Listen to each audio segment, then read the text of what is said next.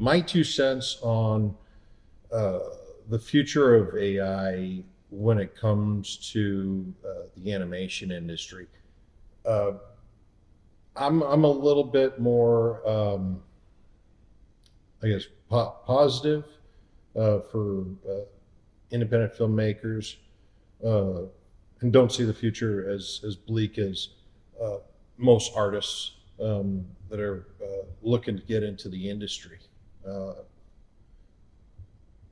for me, uh, AI is going to affect most artists and industry professionals.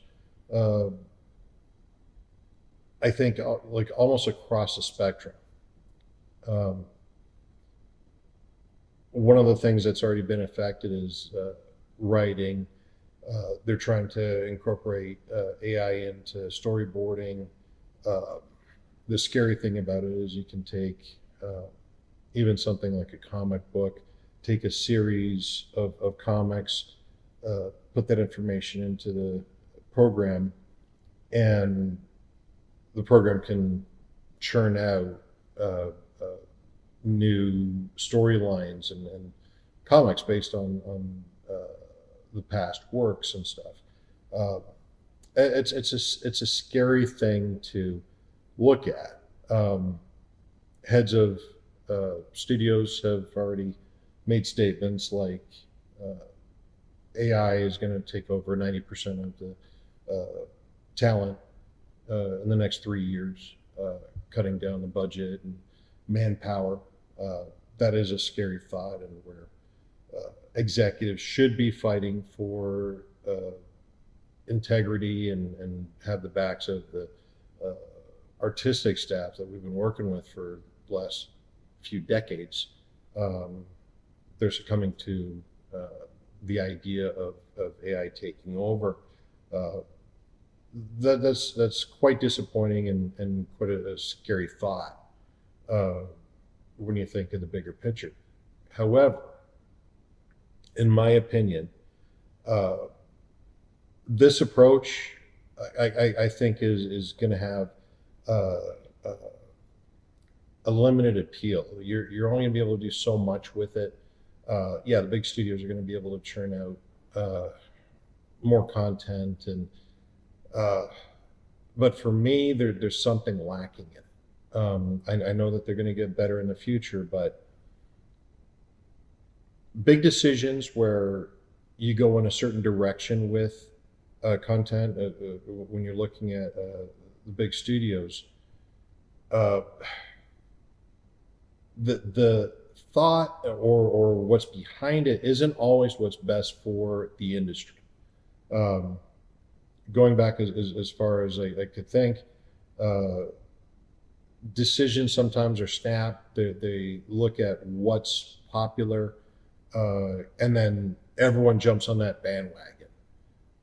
And then what happens is we get the same stuff being churned out over and over again.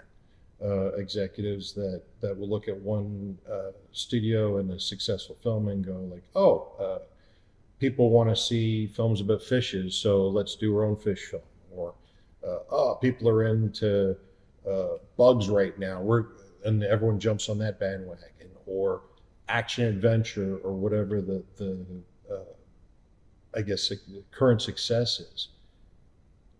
I think where the light is shined or comes through uh, when everyone's doing the same thing is when an independent comes out with something that is unique and inspiring. And that's the thing that the big studios are shying away from right now is the chance and risk that they take from creating new content.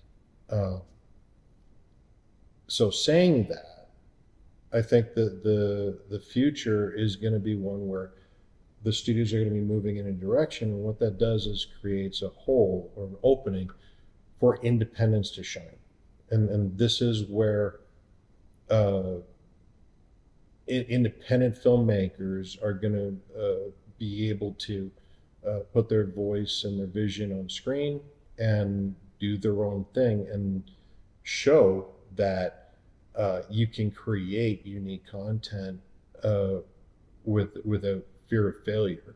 Uh, and create films that you believe in. Without that mentality, we probably would have closed doors on uh, animation, 2D animation, decades ago. Like at one point, Disney was thinking on closing their doors with the failures of a bunch of their animated films in the 80s. Um, and then all of a sudden, an independent filmmaker with the help of Steven Spielberg uh, came out with American Tail, which broke box office records and showed that there is still hope for 2D animation.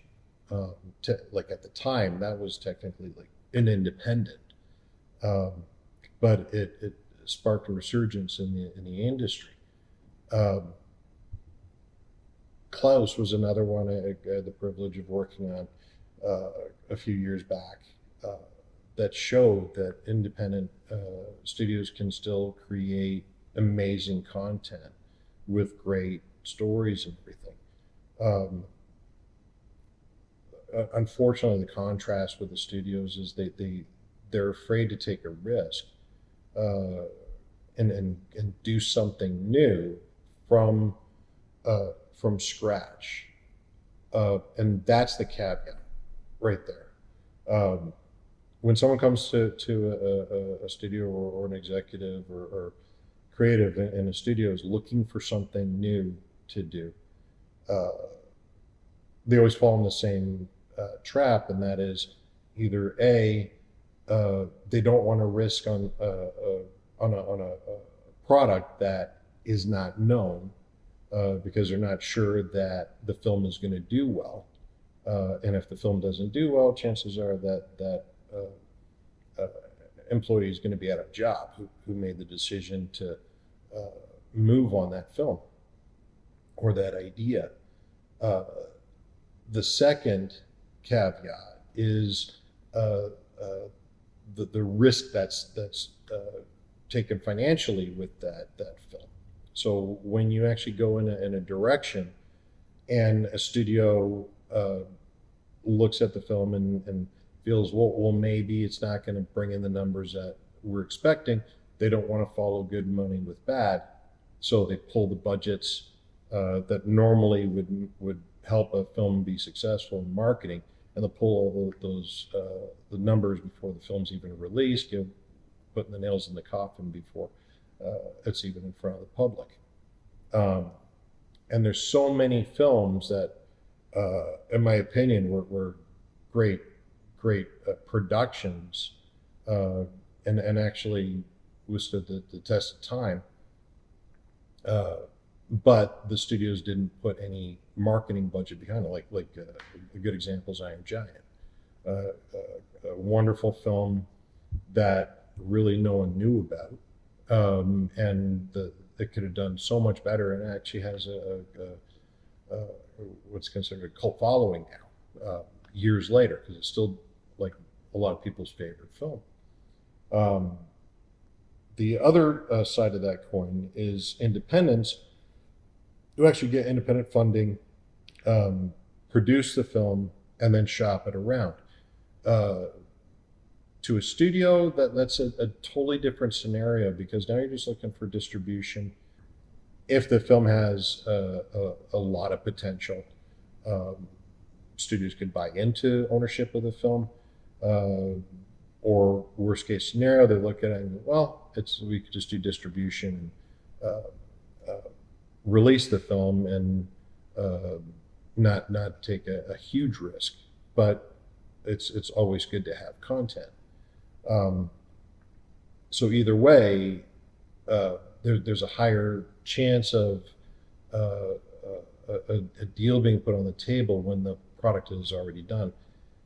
And then the way technology is going, by time AI uh, gets to the point where it's taking over a lot of jobs, there's going to be so many distribution opportunities for independents to release their films and get their films out there.